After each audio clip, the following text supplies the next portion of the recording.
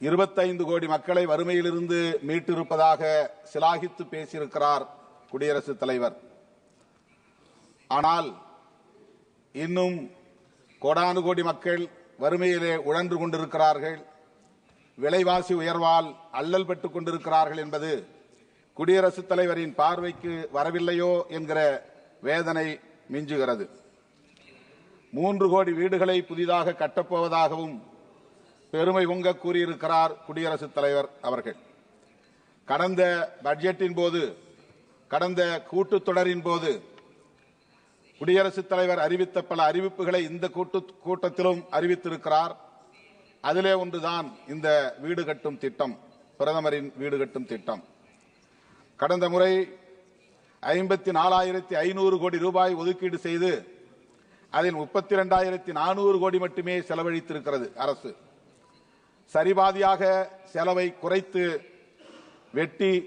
விட்டார்கள். 22,100 கோடி ரூபாய் செலவிடவில்லை. இதனால் இந்த பிரதமரின் வீடு கட்டும் திட்டம் முழுமையாக நிறைவடையவில்லை.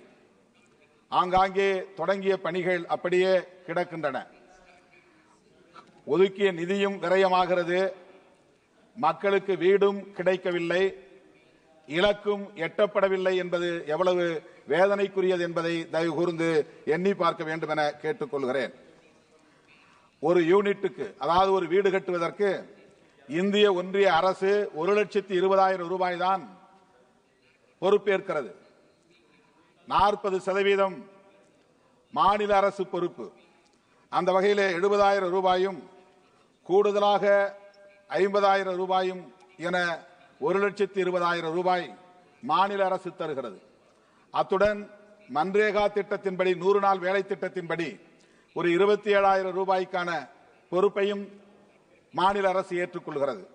280 சதுர அடியிலே வீடு கட்டுவது என்கிற நிலையில் வெறும் 2,67,000 ரூபாயில எப்படி கட்டி முடிக்க முடியும் என்பதை தயவு கூர்ந்து எண்ணி பார்க்க வேண்டும்.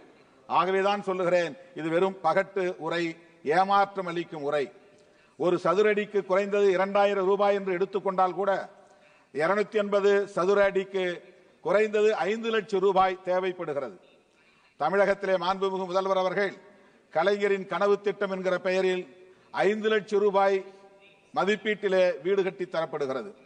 மாநில அரசு அந்த பொறுப்பை ஏற்றிருக்கிறது. ஆகவே பிரதமரின் பெயரால் வீடு கட்டும் இந்த திட்டத்திற்கு குறைந்தது 5 லட்சம் ரூபாய் ஒதுக்கீடு செய்ய வேண்டும். அதனை முழுமையாக கட்டி முடிப்பதற்குரிய அனைத்து பணிகளையும் கண்காணிக்க வேண்டும், ஆவண செய்ய வேண்டும் என்று இந்த நேரத்திலே நான் வலியுறுத்த கடமைப்பட்டிருக்கிறேன்.